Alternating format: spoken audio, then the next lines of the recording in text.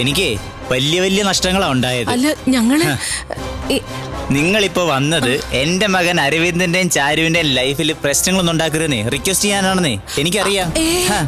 അമ്മായി ചെന്നേ അവന്റെ അച്ഛനോടും എല്ലാവരോടും പറഞ്ഞേക്ക്, ദേ ബാബുക്കുട്ടനുള്ളിടത്തോളം കാലവേ ഈ കല്യാണം നടക്കത്തില്ല, നടന്നാ തന്നെ സമാധാനത്തോടെ ജീവിക്കത്തില്ലെന്ന്. അല്ല മോനെ ഞാനൊന്ന് വേണ്ട, എനിക്കറിയാം. അയ്യോ അങ്ങനല്ല മോനെ, ഈ കല്യാണം നടന്നോട്ടെ. എന്റെ ചാരുവിന്റെ കഴുത്തില് താലി വീഴുന്ന ആ നിമിഷം ദാ ഈ ബാബുക്കുട്ടൻ അങ്ങോട്ടങ്ങ് ഇറങ്ങും. അതിനു മുമ്പ് ഈ കുട്ടനാട്ടില് ബാബുക്കുട്ടൻ ഒരു നിലയും വിലയും ഉണ്ടാക്കും.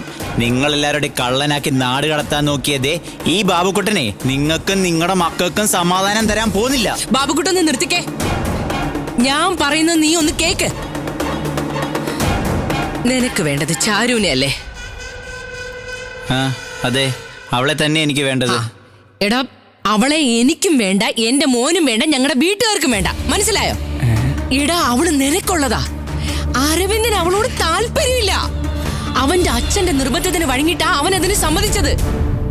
അവരുടെ കല്യാണം കഴിഞ്ഞ 1-2 ആഴ്ചക്കുള്ളിൽ തന്നെ അവളെ അവൻ ഡിവോഴ്സ് ചെയ്യുമെന്ന്, അത് ഉറപ്പാ. അതിനു മുമ്പ് ഈ കല്യാണം നടക്കാതിരിക്കണം, അതല്ലേ വേണ്ടത്? നിന്നോട് ഇത് പറയാനാ ഞാൻ ഇങ്ങോട്ട് വന്നത്, മനസ്സിലായോ? മനസ്സിലായോന്ന്?